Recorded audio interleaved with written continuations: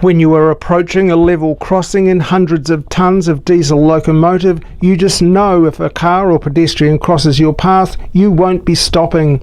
9 people have died on New Zealand level crossings this year, touching the lives of not only the victims, their families and the community, but of the drivers who pilot these trains.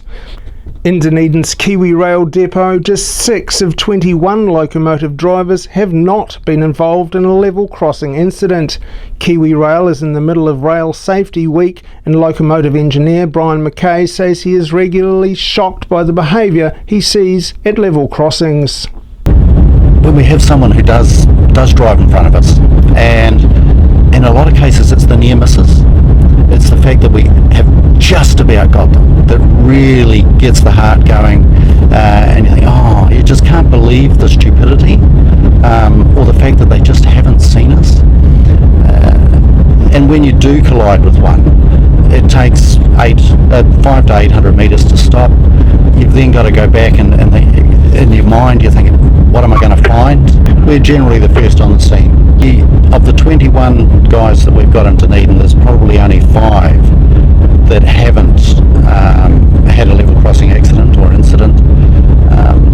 It's a form of post-traumatic stress for these guys. They have counselling offered, but it takes its toll. You know, you go home that night, you can't sleep properly.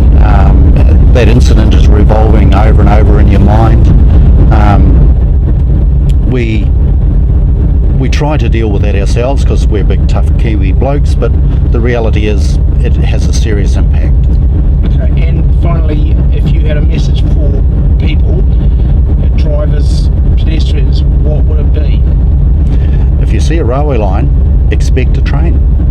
Sooner or later there will be a train coming down that bit of track. The analogy I would look at is if you're walking down the white line in the middle of the highway, you have to expect a car or a truck. It's the same with the train. KiwiRail has been pushing a message to expect a train, particularly for rural drivers in their own areas who can tend to drive on autopilot. Police and the New Zealand Transport Agency have put their support into Rail Safety Week with a joint approach for a campaign that may help to put some light at the end of the tunnel. David Lockray, ODT TV.